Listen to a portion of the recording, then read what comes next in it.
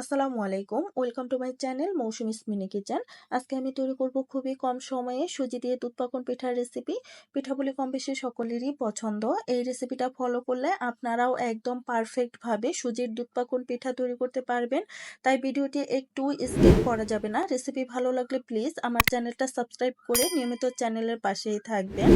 এই রেসিপি তৈরি করার জন্য প্রথমে এইখানে সুজির ডো তৈরি করে নিতে হবে। এই জন্য চুলায় একটা কড়াই বসিয়ে এখানে আমি 2 কাপ সুজি দিয়ে দিলাম। এখন পরিমাণ মতো পানি দিয়ে দিব।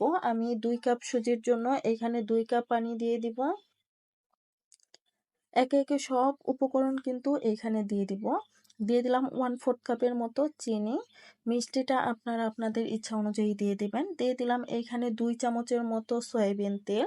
আপনারা চাইলে কিন্তু এখানে ঘি অ্যাড করতে পারেন। স্বাদ মতো লবণ দিয়ে এবার এগুলোকে নেড়েচেড়ে আমি ডো তৈরি করে নেব। তবে চুলার আঁচটা এই পর্যায়ে কিন্তু আমি একদম লোতে রেখেছি। লোতে রেখে এই ডোটা তৈরি করে নিতে হবে। ডোটা কিন্তু প্রায় তৈরি হয়ে গেছে। যখনই দেখবেন যে এই ডোটা কড়াই থেকে ছেড়ে ছেড়ে আসছে, তখনই বুঝতে হবে যে এই ডোটা একদম পারফেক্টভাবে তৈরি হয়েছে। চুলায় অন্য একটা পাত্রে আমি এখানে দিয়ে দিলাম 2 চামচের মতো চিনি। 2 চামচের থেকে একটু বেশি দিয়েছি। এই চিনিটা আমি ক্যারামেল তৈরি করে নেব। চুলার আঁচটা পর্যায়ে একদম লোতে রেখেছি। লোতে রেখে আমি এই ক্যারামেলের কালার আসা পর্যন্ত অপেক্ষা করব। আপনারা আপনাদের পছন্দ মতো কালার আসা পর্যন্ত অপেক্ষা করবেন। আর পছন্দ মতো কালারটা চলে আসলে এখানে দুধটা দিয়ে দিবেন। আমি এখানে ঠান্ডা দুধটাই কিন্তু দিয়ে দিয়েছি। তো ভয় পাওয়ার কিছু নেই, ক্যারামেল এই পর্যায়ে কিন্তু শক্ত হয়ে যাবে। যখন চুলার আঁচটা বাড়িয়ে দিবেন, আস্তে আস্তে কিন্তু এই ক্যারামেলটা গলে দুধের সাথে মিশে যাবে। এখানে আমি পরিমাণ মতো চিনি দিয়ে দিয়েছি। আর এর আগেই কিন্তু দিয়ে দিয়েছি সাদা এলাচ, দারচিনি এবং তেজপাতা। তো দুধটা মিডিয়ামে রেখে আমি অনবরত নেড়েচেড়ে দিচ্ছি এবং এই দুধটাকে খুব সুন্দর মতো জাল করে নিতে হবে। দুধ যত ভালোভাবে জাল করে নেবেন এই পিঠাটা খেতে কিন্তু তত বেশি ভালো লাগবে। সময় নিয়ে এই দুধটা আমি জাল করে নিয়েছি। আমি আগে যেই ডোটা তৈরি করেছিলাম, এবার এই ডোটাকে খুব সুন্দরভাবে মাখিয়ে নিতে হবে। এই পর্যায়ে কিন্তু ডোটা অনেক বেশি ঠান্ডা হয়ে গেছে, হাত দিয়ে মাখানো যায় এরকম হয়েছে। তো ডোটা আমি সময় নিয়ে মাখিয়ে নিলাম। আর এই পর্যায়ে এইখানে খেয়াল করলেই বুঝতে পারবেন ডোটা কেমন হয়েছে। ডোটা কিন্তু অনেক বেশি শক্ত হয়নি, আবার অনেক বেশি নরমও কিন্তু হয়নি। এই পর্যায়ে আমি একটা ডিম ফেটিয়ে এখানে দিয়ে দিলাম। দুধ পাকন পিঠা তৈরি করার সময় অবশ্যই কিন্তু খেয়াল রাখতে হবে, ডিম কিন্তু দিতেই হবে মাস্ট। ডিম না দিলে এই পিঠাটা শক্ত হয়ে যাবে। আর ডিম দেওয়ার ফলে কিন্তু এই পিঠাটা অনেক বেশি সফট হবে আর তুলতুলে হবে।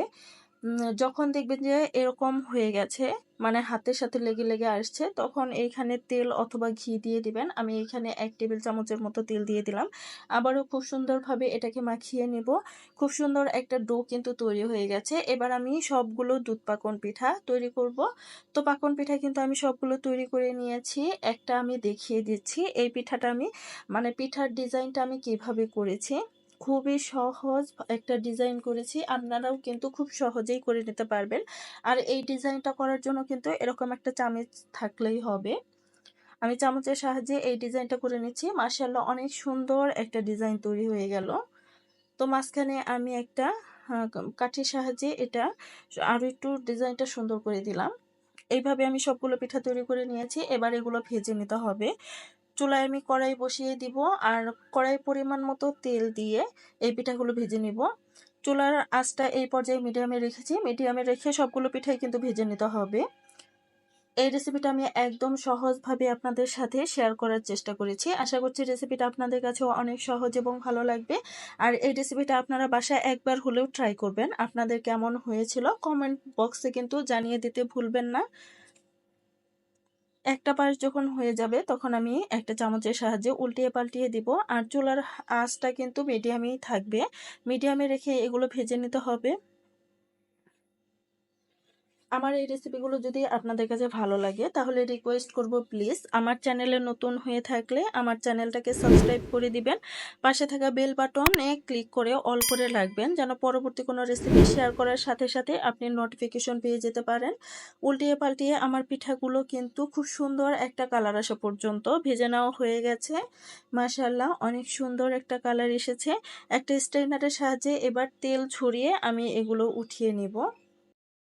এইভাবে কিন্তু আমি সবগুলো পিঠাই ভেজে নিব। তবে এই পিঠাগুলো এখনই আমি দুধে দিয়ে দিব না। একটা প্লেটে এগুলোকে আমি রেখে দিব। সবগুলো পিঠা যখন ভেজে নেওয়া হয়ে যাবে তখন কিন্তু আমি দুধে দিয়ে দিব। তো একইভাবে কিন্তু পিঠাগুলো ভেজে নিতে হবে। চুলার আঁচটাও কিন্তু মিডিয়ামে রেখে দিতে হবে।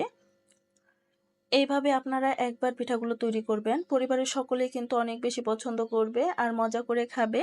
এই তো তৈরি হয়ে গেল আমার মজাদার সুজির দুধ পাকুন পিঠার রেসিপি।